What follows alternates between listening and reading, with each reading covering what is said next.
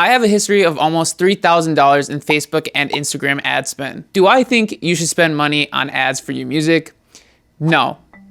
If you're trying to play it safe. I've had many young artists DM me, should I run ads for my music, and is $50 a good campaign budget to run ads? While I do advocate for ads, I know what it's like to be a 15-year-old, no source of income, and being afraid to even spend $20 on something like DistroKid every year, which is today's sponsor. More on them later. One thing that you have to understand is that ads are a risk. The prices will fluctuate, and there's a lot of monitoring that you have to do to ensure that you're not spending too much money on a campaign that brings you no results. If you're someone who's afraid to lose $100, I highly advise you to not run ads. Instead, I would recommend that you do something like I did. Go the organic route first, and once you start to generate revenue, use that revenue to reinvest into yourself. One of those ways can be through ads. Another thing about ads for music is that you're never guaranteed a return on investment, especially if you're pushing people towards a platform like Spotify. So if you're spending $100 on ads and expecting to make that back, accept the reality that you probably won't. To be honest with you, out of the 20 plus campaigns that I've run, I've only had about one campaign that actually made me money. And quite honestly, I know this to be true with a lot of people that run ads in the music space.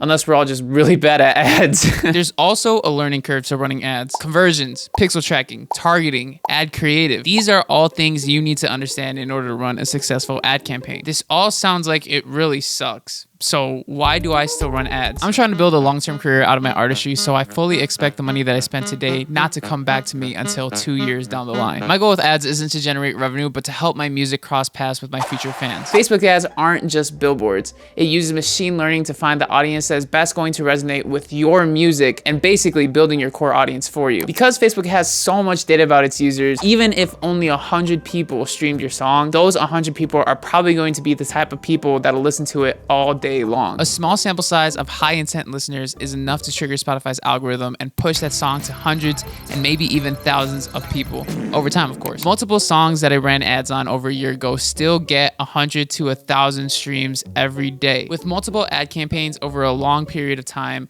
those numbers start to compound. I started 2022 with 18,000 monthly listeners. Now we're at almost 30,000. Who knows where we'll be at the end of the year. I'm getting new fans every day, and if you're looking at it from a monetary standpoint, that means potential for new customers through ticket sales and merchandise. If you're not already on Spotify, I highly recommend that you get on Spotify because it's one of the best platforms right now for artist discovery. For as little as $20 a year, DistroKid can distribute your music to major streaming platforms like Spotify, but also Apple Music and many others. I use DistroKid, I love DistroKid, and I say that wholeheartedly. One of the reasons why I love DistroKid is because they care about you as an artist. One thing about ads that I mentioned earlier is pixel tracking. DistroKid makes it super easy for you to track Facebook pixel data through their hyperfollow feature. Hyperfollow is one link that hosts many other links to your song on its respective streaming services. You can use hyperfollow with your Facebook pixel to collect conversion data, making your ads cheaper and more effective. Check out the referral link in the description for 7% off your first year of DistroKid, and check out this video to learn more about Spotify's algorithm.